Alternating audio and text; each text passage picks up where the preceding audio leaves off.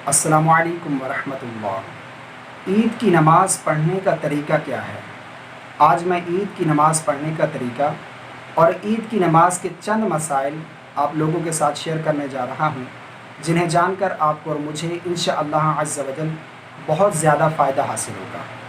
काफ़ी सारे लोग ऐसे हैं जिन्हें ईद की नमाज़ पढ़ने का तरीका मालूम है, लेकिन चूँकि ईद की नमाज़ साल में 2 मरतबा पढ़ी जाती है, तो इसलिए ईद की नमाज़ में जो ज़ायद तकबीरें कही जाती हैं, उन तकबीरात के कहने की जो तरतीब है, वो तरतीब भूल जाते हैं कि किस तकबीर के बाद हाथ बांधने हैं और किस तकबीर के बाद हाथों को छोड़ देना है।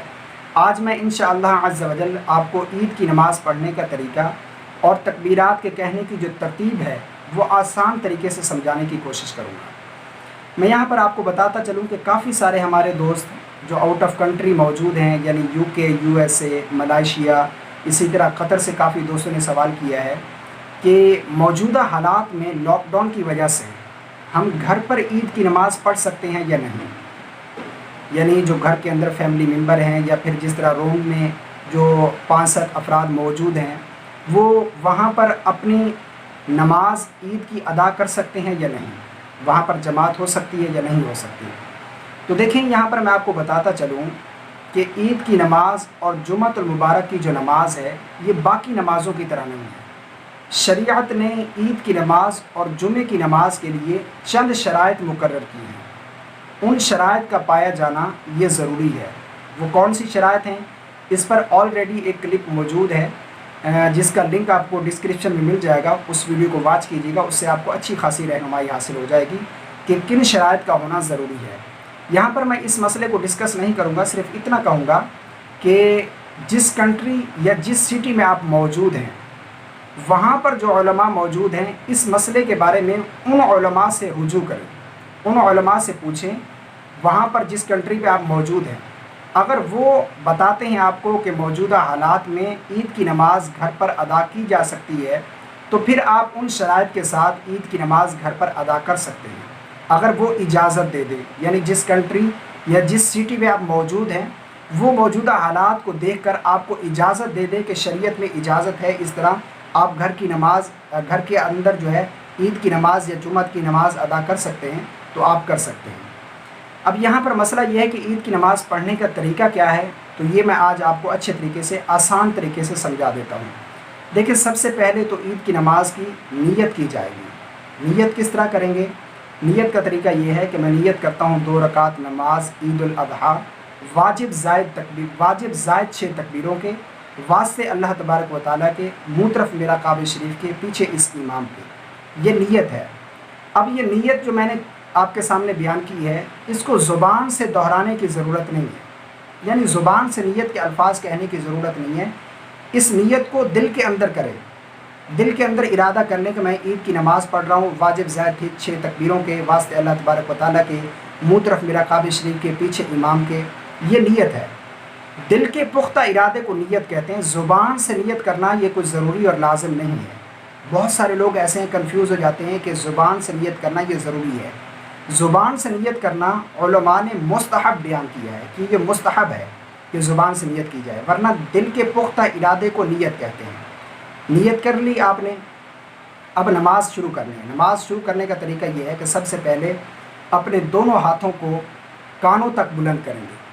कानों तक बुलंद करने के बाद अल्लाहु अकबर कहते हुए हाथों को नाफ के नीचे बांध लेना है। दोनों हाथ नाफ के नीचे बांध लेंगे। उसके बाद फिर सना पढ़ेंगे, सुब्हानक अल्लाहुम्मा व बिहम्दिका व तबारक अस्मुका व तआला जद्दुका व ला इलाहा गैरुक। सना पढ़ने के बाद अब आऊज़ु बिल्लाह और बिस्मिल्लाह शुरू नहीं करेंगे, अब तकबीर कहेंगे, अल्लाहु अकबर। अब हाथों को कानों तक बुलंद करना है और अल्लाहु अकबर कहते हुए हाथ बांधने नहीं है। इस तकबीर कहने के बाद हाथों को छोड़ देना है। पहली तकबीर कही थी, पहली तकबीर कहने के बाद हाथों को बांध लेना है। उसके बाद सना पढ़ी जाएगी। सना के बाद फिर दूसरी तकबीर कहेंगे, अल्लाहु अकबर। अब भी हाथों को कानों तक बुलंद करना है और अल्लाहु अकबर कहते हुए हाथ छोड़ देने, बांधने नहीं है। यानी सना पढ़ने के बाद जो दूसरी तकबीर कही जाएगी, उसके बाद हाथ छोड़ देने हैं, बांधने नहीं है नाफ के नीचे। फिर तीसरी तकबीर कहेंगे, अल्लाहु अकबर। अब भी हाथों को छोड़ देना है, बांधना नहीं है। ये तीसरी तकबीर हो गई।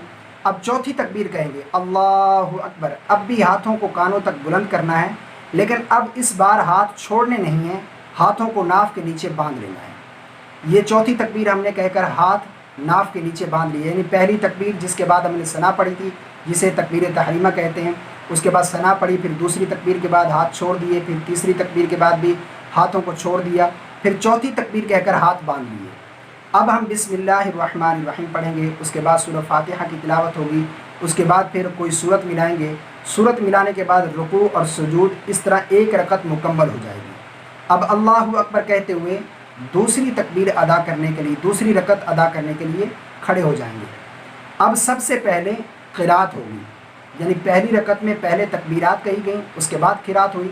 اب جب کھڑے ہوں گے تو اب تکبیر نہیں، پہلے قرات کی جائے گی۔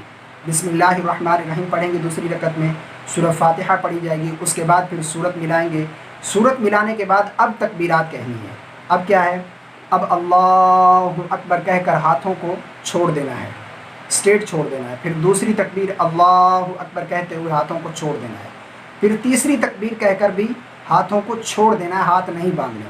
یہ مکمل 3 تکبیر کہنے کے باوجود آپ نے ہاتھ چھوڑ دینے، ہاتھ باندھنے نہیں ہیں تینوں تکبیر کہنے کے۔ اب چوتھی تکبیر کہیں گے تو اب کانوں تک ہاتھ نہیں اٹھائیں گے، اب رکوع والی تکبیر کہیں گے، رکوع میں جانے کے لیے اب ہاتھوں کو کانوں تک نہیں اٹھانا۔ اب اللہ اکبر کہتے ہوئے جو ہے وہ رکوع میں چلے جائیں گے، اب رکوع میں جائیں گے، رکوع اور سجود، اس کے بعد اتحیات میں بیٹھیں گے، اتحیات پڑھیں گے، درود شریف پڑھیں گے، دعا پڑھیں گے، اس طریقے سے اپنی نماز مکمل کر لیں گے۔ یہ نماز کا طریقہ ہے، عید کی نماز پڑھنے کا طریقہ، یہ میں نے آپ کو جو بتایا ہے۔